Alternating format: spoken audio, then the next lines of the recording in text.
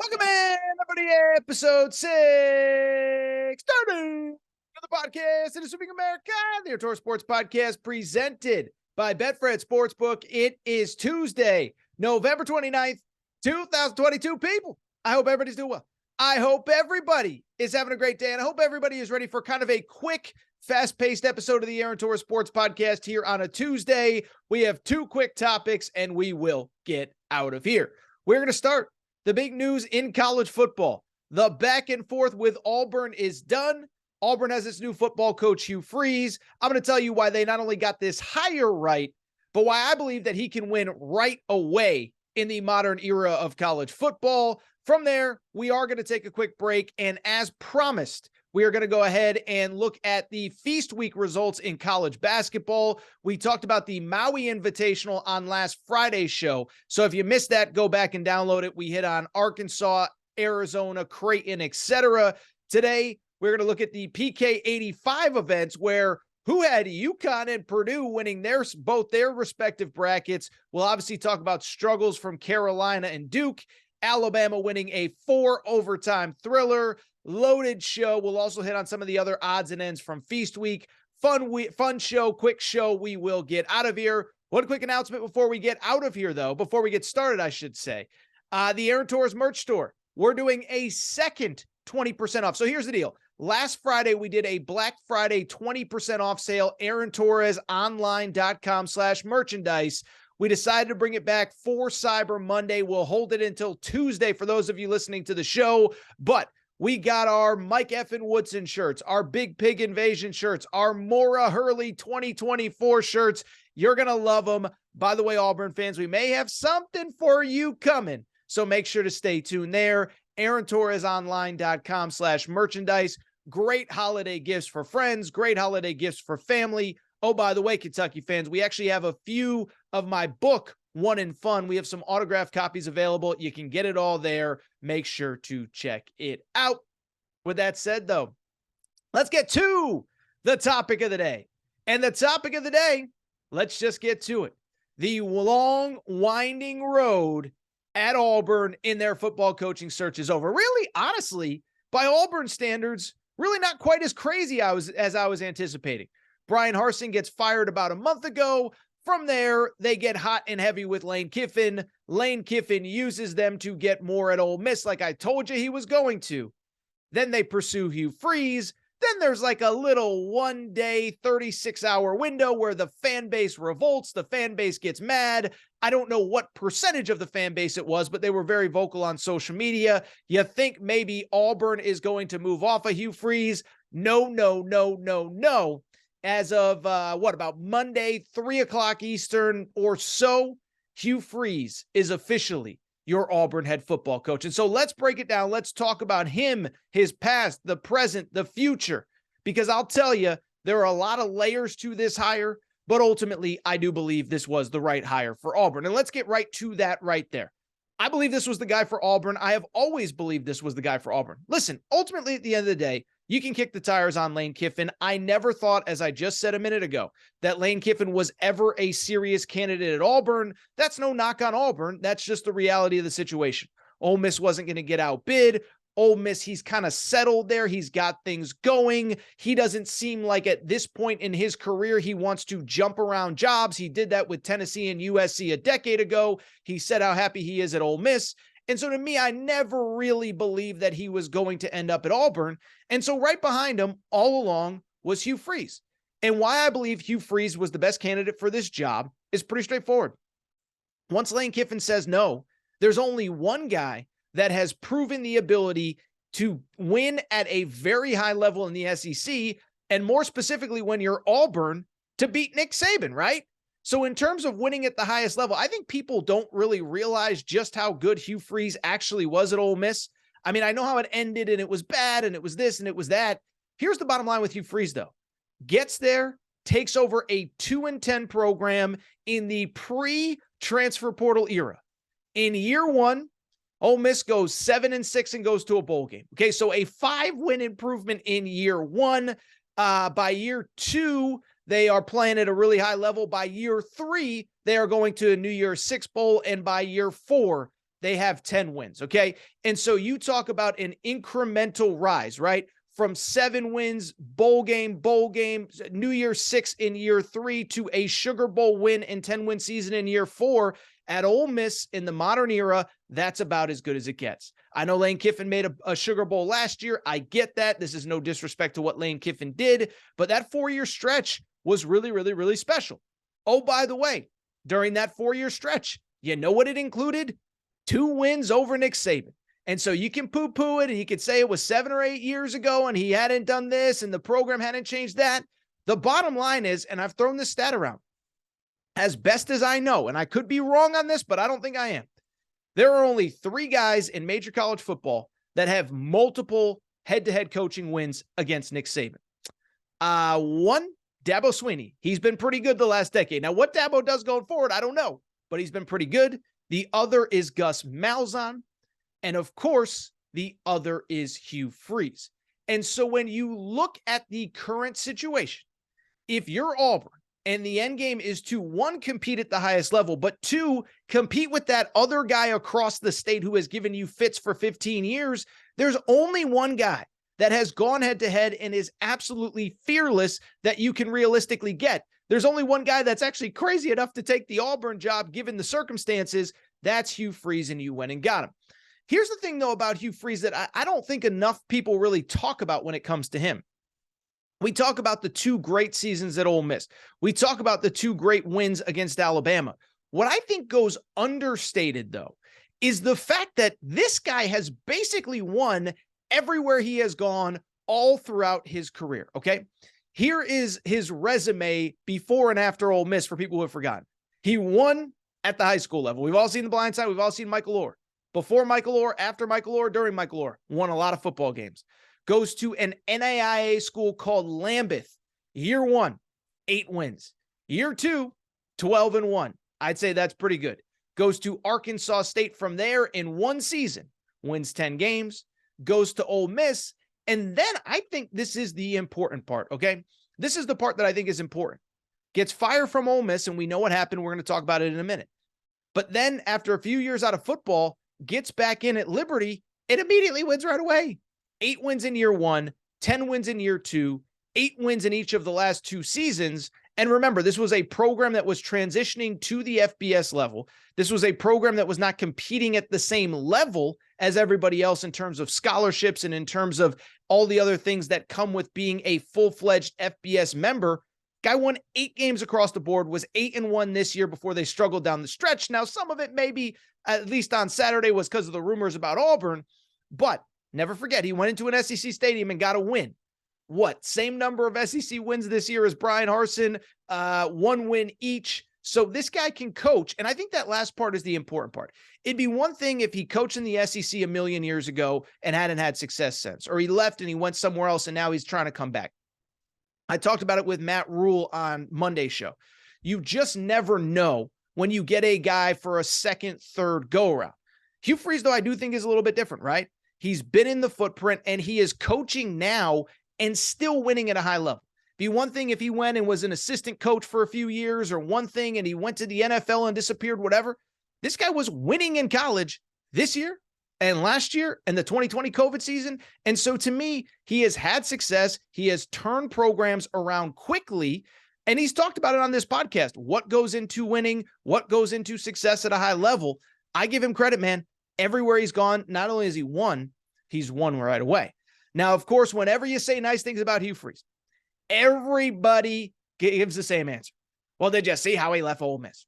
I'm not going to sit here. I'm not going to pretend like it was hunky-dory and I'm going to ignore it. I'm not going to pretend.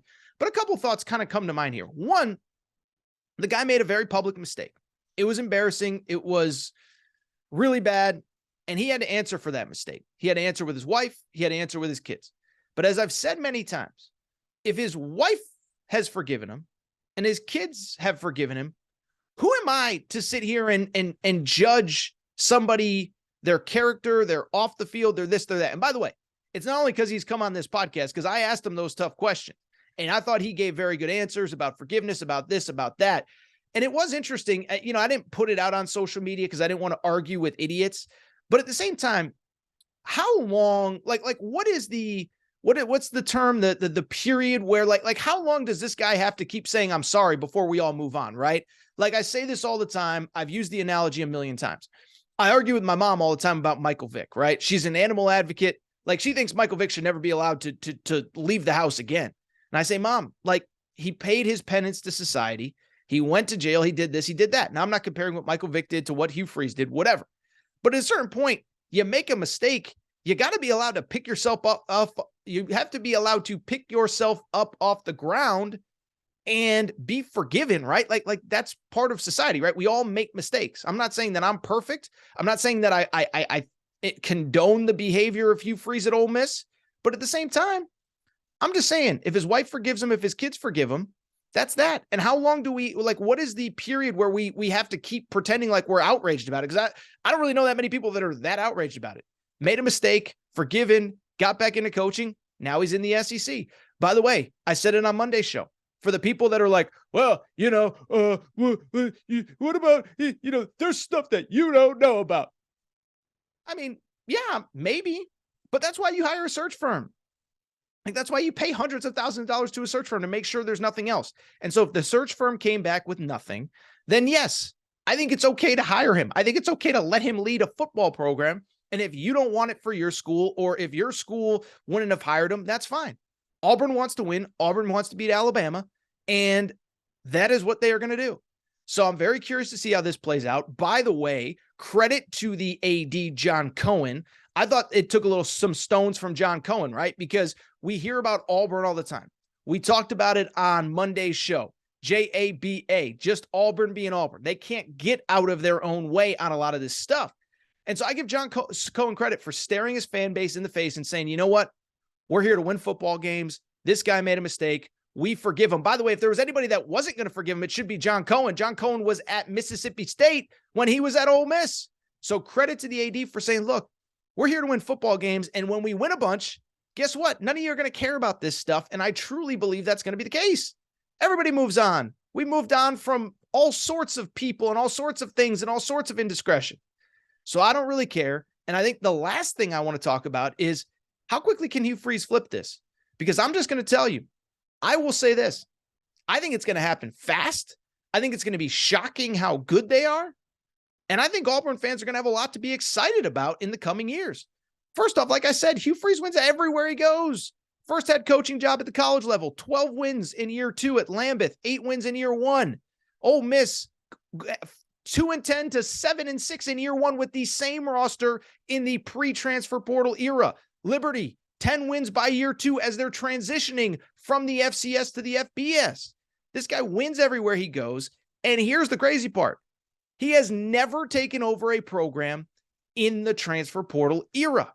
And so when I look at Auburn, you know who my blueprint is for how quickly Auburn can flip things? How about those LSU Tigers? Went from 6-6 last year to 9-3 this past season, and they're the SEC West champs. Now, am I saying Auburn is going to win the SEC West next year? No, I don't think so. There's too many good coaches in that division. But in the transfer portal era, can you flip a roster really quick? Heck yeah, you can. Remember, LSU, their best offensive player, or their most important one, Jaden Daniels, was not on the roster at this time last year. And their best defensive player, Harold Perkins, wasn't on the roster last year. So that can happen really fast. Harold Perkins is a recruit. He was a 5-star. He wasn't a transfer guy. But if LSU can flip it that fast, why can't Auburn? Also, USC, 4-8 last year. They're playing to go to the college football playoff this weekend. You can go to the lowest levels of college football. UConn football, I've shared the stat many times. 4 wins from 2018 to 2021. My guy Jim Mora comes in. They're 6-6 this year, and they're playing to go to a bowl. They are in a bowl. It's just a matter of where. So I think this can happen quick. I think NIL in this case is certainly going to help. We've talked quite a bit about Auburn's NIL setup. What is it? $13 million they have raised in funds. Again, maybe you like NIL, maybe you don't like NIL. This is the world that we live in. LSU's doing it. Alabama's doing it. USC's doing it. Ole Miss is doing it. Texas A&M. I'm not here to criticize anybody for doing it. This is the new world, and Auburn is in pretty good shape. And so you add all of that in, and oh, by the way, here's a fun fact. I looked at Auburn's schedule last year. So keep in mind, Auburn goes 5-7 this year in a year where they're abjectly terrible and they fired their head coach. Okay. They go 5-7 this year. I looked at their schedule for a year from now. They still play in the SEC West. You can't get rid of that. Georgia is still their permanent crossover game. Here is the rest of their schedule. Their out-of-conference games, UMass, that's probably a win, I would guess. Samford, not Stanford, Samford, like the guy with the sun. At Cal's terrible. Long flight, but they're terrible. Whole crowd will probably be Auburn fans, but they're terrible. I think Justin Wilcox is a good coach. I just think Cal's a really hard place to win. And then on top of that, your final game is against New Mexico State before you play Alabama. So those feel like 4 wins right there. Again, Samford, UMass, New Mexico State, at Cal feels like 4 wins. And you also get Vanderbilt in your cross-division game. So I think Hugh Freeze, you're going to be starting with a baseline of 5 wins. And this is after a season where you just went 5-7. And you're going to get bowl eligible. And you're going to get to 6, 7, maybe 8 wins next season, depending on how things break. Now, Alabama's still going to be Alabama. LSU is going to be year 2 under Brian Kelly. We'll see what happens at Ole Miss. A&M, if they don't get creamed by the portal, should be pretty good. But I just bring this up to say, I think Hugh Freeze is going to win. He's going to win big. He's going to win quick. And everybody is going to completely forget about all the complaints they had today. All right, that's what I want to do. Take a quick break. I do want to come back. And when I come back, oh, you know what time it is. It's time to talk a little college hoops. It's time to talk Feast Week. We're going to go to Portland, where UConn and Purdue got big-time back-to-back victories. UNC Alabama played a thriller. Duke loses. Gonzaga loses. We're going to break it all down. We're going to discuss that next. We'll get back to the show in a minute. But before we do, I want to welcome back our presenting sponsor, Betfred Sportsbook and the Betfred Sportsbook app. Listen, by now I've told you the story. Started in 1967 in the UK, over 1,600 shops in the UK, and they have come to the United States and made a major splash. They are the presenting sponsor of the Cincinnati Bengals, the Denver Broncos, the Colorado Rockies. Oh, by the way, Aaron Torres Media and the Aaron Torres Pod. And what I love about Betfred, nobody does more for their bettors than Betfred does. What are they doing for you this week? Well, how about this? You bet 50 on any game, you get $250 in free bets courtesy of the Betfred Sportsbook. So you want to bet on college football, conference championships, NFL, college basketball, bet on anything.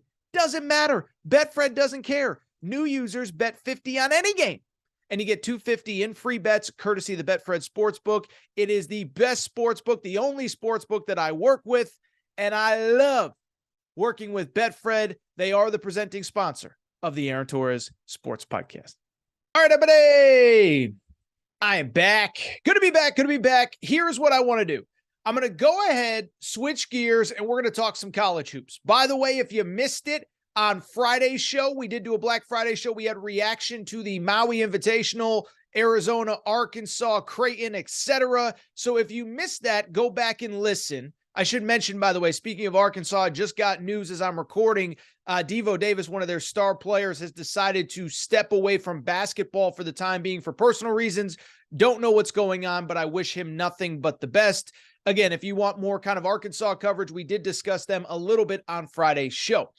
With that said, though, we had a lot of other stuff that happened over the course of the weekend. And so what I want to do is spend the next 10, 20 minutes talking about Feast Week outside of Maui. Specifically, we'll probably focus mostly on the PK 85. Those were those 2 dueling tournaments, 2 separate tournaments going on at the same time in Portland to celebrate Phil Knight's 85th birthday.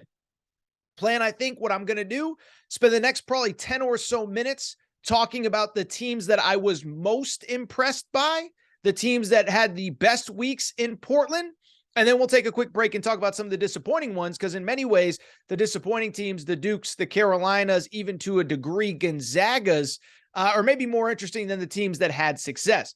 With that said, though, let's start with the teams that were, kind of teams that really stood out to me that were impressive. And you already know where I am going to start. That is right. The UConn Huskies, baby. They go to Portland. And how about this? They played 3 teams that will probably make the NCAA tournament: Oregon, Alabama, and Iowa State. They beat all 3 teams by at least 15 points. How about my Huskies? And it's interesting, right? Because what I will say about, being a pseudo public figure, I mean, a lot of you listen to me. is that, I wear my emotions on the sleeve. I always try to be transparent with you guys and girls as listeners. And I think 99% of I'm a UConn guy. Grew up in Connecticut, went to UConn, graduate of UConn, all that good stuff. And so whenever I talk about him, on the one hand, I think some people, oh, Torres, you're biased. You hate UConn. I think I'm actually, like most fans, I'm too critical of my team at times because that's what we tend to do as fans. And so I bring it up because I'll be honest, in the offseason, and I think I talked about it at various points on this show, I just basically came to the conclusion I really, really, really liked this UConn team coming into the season. Now, we didn't talk about them a ton in the preseason. They didn't do a ton in the transfer portal, didn't have a ton of super high profile players. But when I looked at this roster coming into the year, I sat there and said, I think this has a chance to be a really good team, especially in a Big East where, listen, Villanova's going through a coaching change. Xavier's going through a coaching change. Butler, Seton Hall are all going through coaching changes. Providence lost a lot. Creighton was the rightful favorite in the Big East coming into the year, but I thought UConn could be right behind them. I thought they could be behind them because of who they returned. The Big East preseason player of the year, Adama Sanogo. On top of that, 2 projected potential first-round picks in junior Andre Jackson, sophomore Jordan Hawkins, brought in a nice recruiting class, brought in some nice transfers. So I was always high on this team. But what I will say, seeing UConn in person for 3 straight days or 3 out of 4 days in Portland, they are even better than I thought they would be. And here is the reason why. I don't know if they're the deepest team in college basketball. Arkansas is up there. Arizona's got a bunch of dudes, Creighton, whoever. But I think UConn has probably the most really high-level players that you can throw onto the floor against absolutely anybody, and they can contribute and they can compete. And I think that's ultimately what we saw in the Portland tournament over the course of this weekend. You know how I just mentioned they had this kid, Adama Sanogo, preseason Big East Player of the Year, Jordan Hawkins, Andre Jackson, 2 players who were projected first-round picks, depending on what mock drafts you look at? Here's the crazy part. I watched every minute of all 3 UConn games. I think you can argue they were not the 3 best players for UConn. How about this?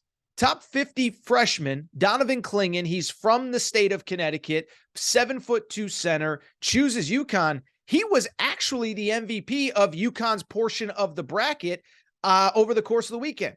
With Adama Sanogo in foul trouble on Sunday night against Iowa State, finishes with 15 points, and he has been phenomenal. Bill Walton could not stop gushing about this guy, as this guy just, he stepped up. He did what he needed to do. 7'2". He causes problems in the paint. He catches lobs. He was awesome. I would add, on top of that, Alex Caravan, a redshirt freshman, kind of enrolled at the midway point. He has been phenomenal early for the Huskies. He's averaging close to double figures, shooting the ball really well. And on top of that, another guy that I thought really stood out, Joey Calcaterra. They call him Joey California. He transferred from the University of San Diego. He's been phenomenal as well. And what's really interesting about him was that he was basically labeled as a 3-point shooter and nothing else. I thought he showed some really good playmaking skills, some really good ability in the Portland tournament. And on top of that, he is shooting the crap out of the ball. And so when I look at this UConn team, they go 3-0. They take care of business. Few things stand out. One, I don't know if they're the deepest team in college basketball right now. What I do know is they are the deepest in terms of guys that can play and can contribute. Let me give you an example. They have a guard named Naheem Aline, who transferred from Virginia Tech, averaged double figures there. He's averaging 7 points per game this season, in large part because the guys in front of him are just better. That's not a knock on him. That's just a reality, and it shows how deep and how talented this team is. The other thing, and I find this very interesting, I remember talking about it after UConn lost in the opening round of the NCAA tournament last year to New Mexico State. I remember saying point blank, like, the shooting has to get better. The skill level has to get better, as UConn had 4 guys leave the program last season, veteran players, no disrespect. They were all good, but some of them were a little bit limited in what they can do.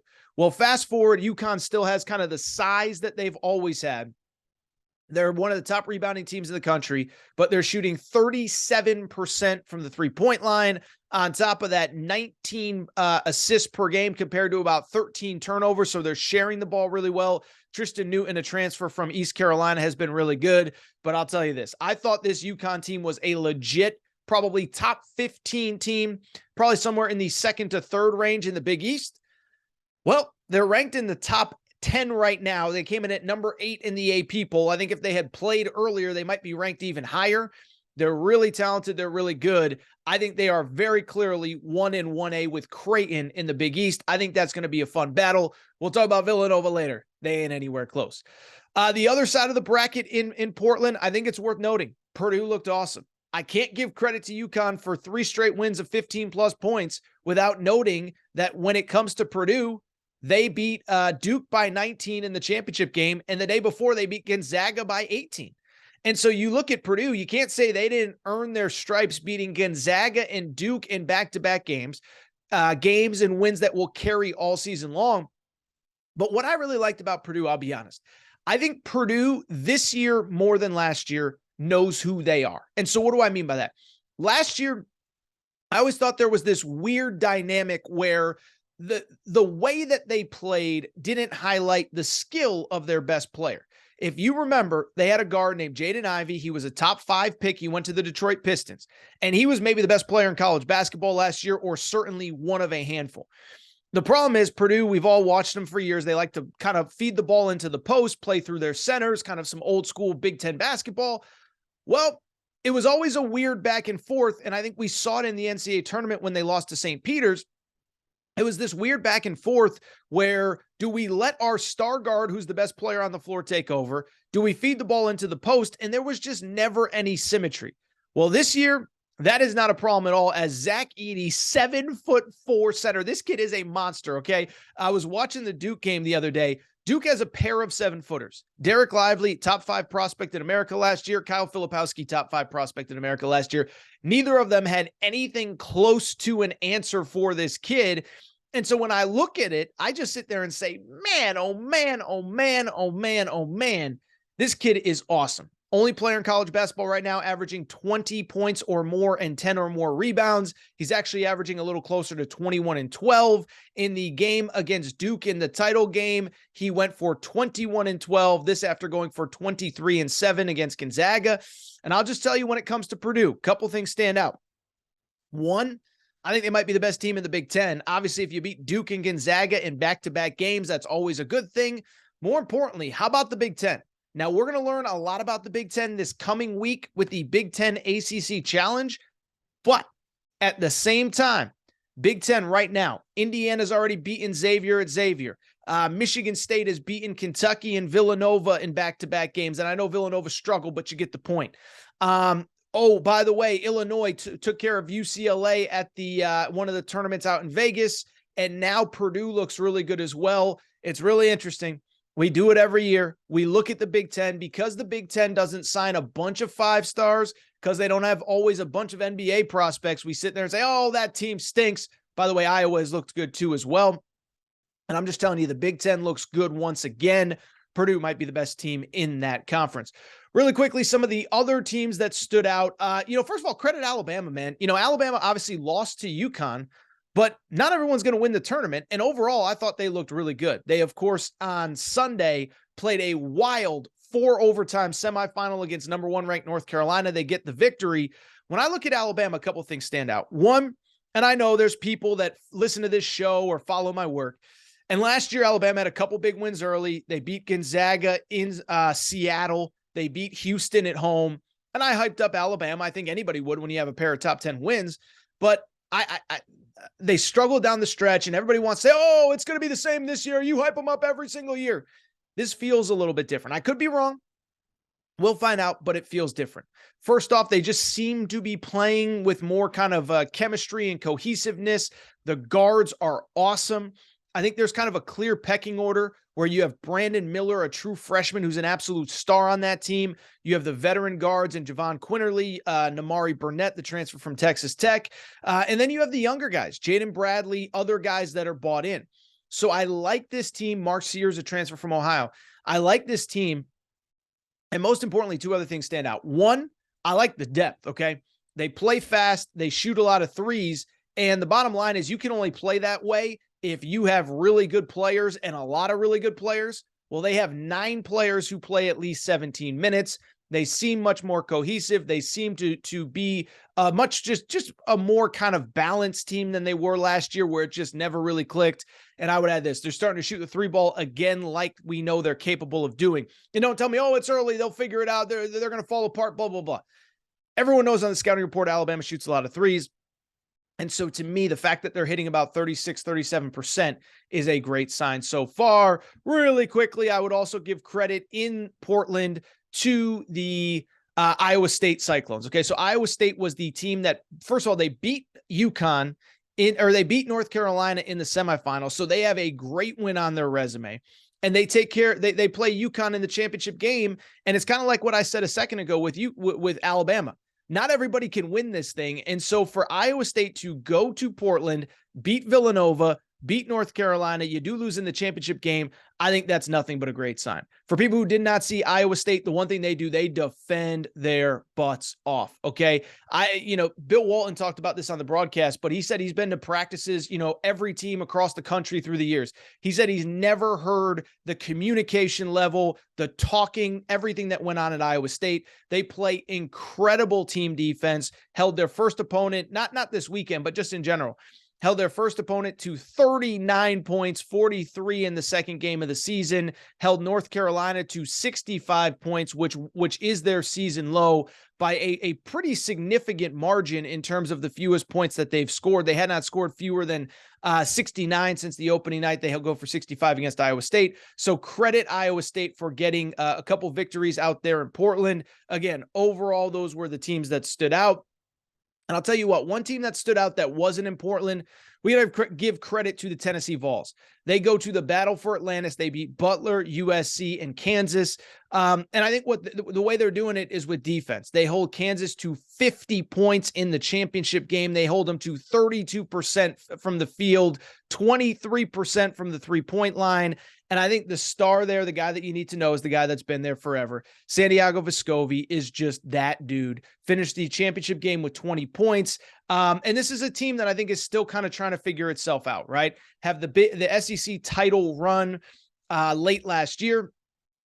Go to the NCAA tournament as one of the hottest teams in college basketball. It doesn't work out, but you lose an NBA draft prospect in Kennedy Chandler. You bring back everybody, but everybody's got slightly different roles. Credit to Tennessee. They took a weird loss early against Colorado, but they do bounce back.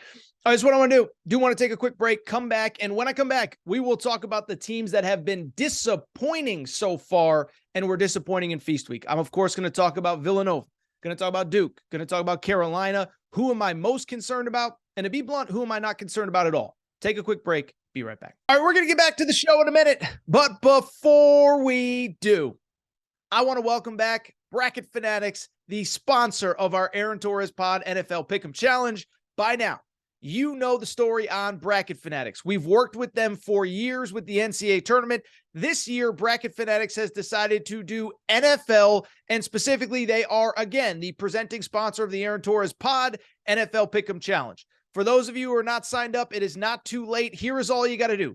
Go to bracketfanatics.com, click the Join Bracket tab. Do that. The bracket is named Torres, and you're automatically signed up. You're automatically entered once you click that Join Bracket tab. What can you win when you enter? Well, it's pretty straightforward. We are giving away a $1,000 season-long cash prize, and more importantly, for those of you who have not signed up, $100 weekly winners in the Aaron Torres Pod NFL Pick'em Challenge as well, presented by Bracket Fanatics. So if you have not signed up, go to bracketfanatics.com, click the Join Bracket tab. The bracket is named Torres. All you got to do, go there, make your picks, win or lose, and we are giving out $100 weekly to one lucky winner and a $1,000 season-long cash prize.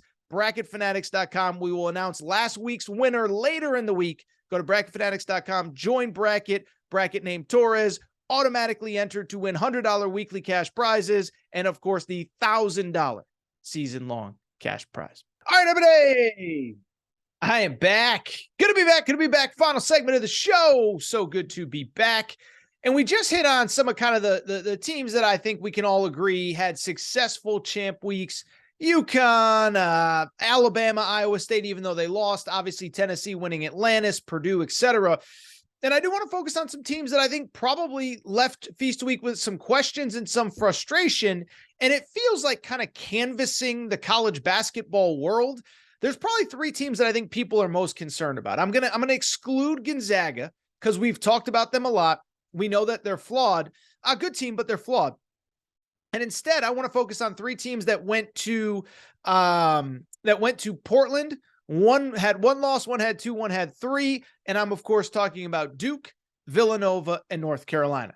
And when I look at these teams, and when I look at my concern level for these teams, one thing stands out. To me, this is almost like Goldilocks and the Three Bears, right? One bed's too cold. What is it? One bed's too hard, one bed's too soft, and one bed's just right. Well, that's kind of how I feel about these three teams. There's one team I'm not concerned about at all. There's one team I'm sort of kind of concerned about, but we'll see. And there's one team I think we're in for a long season. So let's get into those three specifically. Listen, the team that I'm not worried about, I'll say this. It's Duke. And I know Duke, Coach K is not there, but we got to make fun of them. And they stink. And they took a second loss and all that good stuff.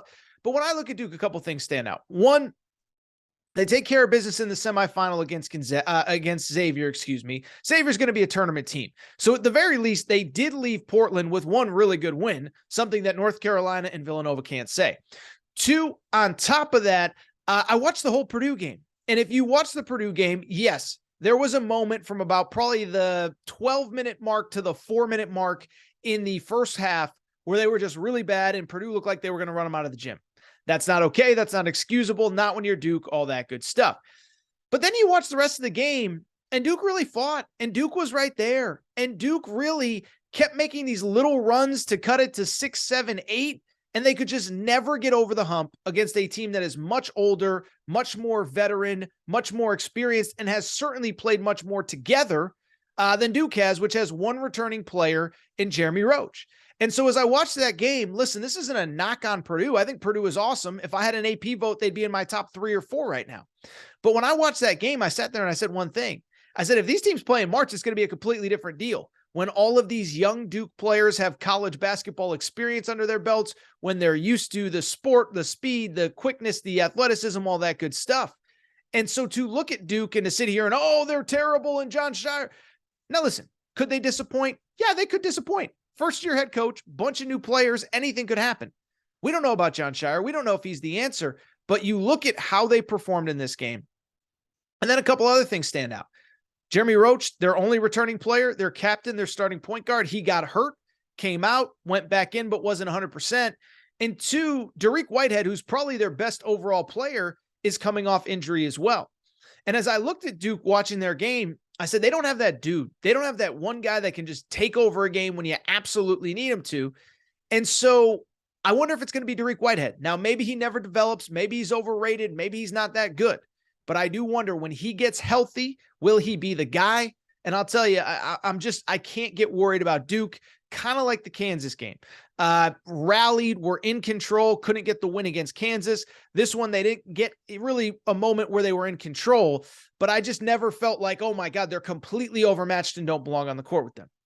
The team that I kind of feel I'm sort of in the middle on, it's the University of North Carolina, because on the one hand, look, they made the national championship game last year. They returned 4 starters. They have Pete Nance, an NBA caliber player, as a transfer. And so when I look at this North Carolina team, like, it's not freak out time. But what I will say is a couple things. One, it's not as though they were playing well coming into this tournament. Couple games they trailed at half, couldn't really pull away. And two, I might just have to take an L on my defense of North Carolina all offseason. If you listen to this show, you remember, but I basically said, look, the conversation around Carolina was pretty straightforward, right? It was, there was 2 camps of people. There was one camp of people that basically said, they're overrated. You're only ranking them high because they made a Final Four run and almost won a national championship. And I guess that's true, but I don't think you can discount the fact that they were awesome in March, returned 4 starters, and did nearly win a national championship. And so that was I kind of fought that narrative all off season. And what I said was, look, the bottom line is they really are, you look at that narrative and I get it. But if you really follow this sport closely, you know that it wasn't just March. Over the final 2 months of the season overall, They went 14-3 in their final 17 games of the season. So it's hard for me to sit there and say they just got lucky in the tournament. But I bring it up because now that we're playing games, they kind of look like the team that struggled to start last year. Now, maybe this is just who they're going to be under Hubert Davis. They start slow, finish hot. I don't know. But my biggest concern is I think a lot of the problems that you thought would be addressed post-NCAA tournament run and just with being veteran, older players, they don't seem to be solved. Most importantly, Caleb Love, who I think has the chance to be one of the best players in college basketball, he's kind of reverted and regressed to last year. Remember, last year when they struggled, Caleb Love tried to do too much. Caleb Love tried to create too much offense. Did you see the Alabama game? That was a tough watch with Caleb Love, who finished that game. In that game, he ended up shooting, I'm trying to find the stats here, 13 of 36 in that game against Alabama, was 4 of 14 from the field in the game before against Iowa State. So you do some quick mental math, some back envelope math, 17 of 50 from the field in his final 2 games there against the 2 Power 5 teams that they played, Power 6 teams, I guess you would say. And I'll tell you, they kind of look, they certainly don't look like the number 1 team in the country. I don't think they're better than, say, Virginia in the ACC. They're not better than Duke right now, I don't think. So Carolina can figure it out, but at some point you got to show me, and they certainly did not do that in Portland. Finally, there's the team that I am very much worried about, and that's the Villanova Wildcats, which go to Portland and go 0 for 3 with a loss to Iowa State, a loss to Portland, the University of Portland, not the Trailblazers, the Portland Pilots. And they lost to Oregon on Sunday to go 0-3. With it, they dropped to 2-5 overall on the season. And when I think about Portland, I want to give credit where it's due. I'm not going to name a name for obvious reasons, but I was talking to a Big East assistant coach in the preseason. And we were talking about a bunch of different teams, Seton Hall, UConn, Creighton, all the big schools in the conference. Don't know how much we talked about DePaul, but whatever, you get the point. And why I bring it up is because I remember talking to him, and he said something that really stood out to me, or stuck out, or whatever you want to use. He basically said, dude, you guys in the media are so caught up with them not having Jay Wright. And I get it. He's a Hall of Famer. He's an all-time great. He said, you know what their biggest problem is going to be? They lost Colin Gillespie, the 2-time Big East Player of the Year. And so you go back to last year. Colin Gillespie was the backbone of that team and the backbone of that program. Last year, he averaged 16 points, 4 rebounds, 3 assists per game, 42% three-point shooting. And you just talk about a guy that had an outsized impact on what they did. Now he's gone with a new head coach. And so when you look at Villanova, if you watched all the analysis over the course of the last couple days, what did the analysis say? The analysis said they don't have a point guard. Well, that's a problem, and I don't know if it's getting fixed. And so it's funny, right? Because there's people that say, oh, they don't have a point guard. But then there's also people that say, well, Justin Moore, their leading returning scorer, is hurt, and he should come back. And Cam Whitmore, their best NBA draft prospect, who's a freshman, is hurt and should come back. Here's the problem. One, I don't really believe that Justin Moore, the star from last year's team who tore his Achilles in the NCAA tournament, an Achilles injury to come back from in 6 months is tough. He injured it in March. I guess it would be, a little under 10 months. It'd be like 9.5 months. That's a tough injury to come back from, and especially at anything close to 100%. Remember, Kevin Durant sat out a full season, and that's Kevin Durant, NBA player, round-the-clock treatment. He doesn't have a Econ 207 class to get to in between training sessions. And so this idea that, one, Justin Moore's even going to come back, but two, and I think this is the important part, neither of them is a point guard. And so if you don't have a point guard, I don't understand how this all magically gets fixed. And so when I look at these 3 teams, and when I look at teams across college basketball, there's been other disappointing ones. I think Gonzaga is just okay. I think Carolina right now is just okay. I think Villanova is definitely the one you have to worry about. I don't think it's getting better anytime soon. All right, I think that's it for this episode of the Aaron Torres Sports Podcast. It is time for me to get out of here. Before we do, I want to remind everybody, make sure you're subscribed to the Aaron Torres Sports Podcast, Apple, Spotify, Amazon Music, Google Music, wherever you listen to podcasts. Make sure that you are subscribed. Also, make sure to rate and review the show. Go ahead and give us a quick 5 stars. Let us know what you like, what you don't like, all that good stuff. Make sure you're following on social media at Aaron_Torres on Twitter, at Aaron Torres Pod on Instagram, Aaron Torres Podcast Questions at gmail.com, Aaron Torres Podcast Questions at gmail.com. Also, find the YouTube channel. We just broke 15K on YouTube. I appreciate your support. With that said, it is time for me to get out of here. It was fun. We'll do it again later this week. Shout out to Torrent Craig. Shout out to Rachel Hates My Voice. By the way, make sure Aaron Torres online/merchandise. Get your gear there. I'll be back on Thursday. New episode. Aaron Torres Sports Pod.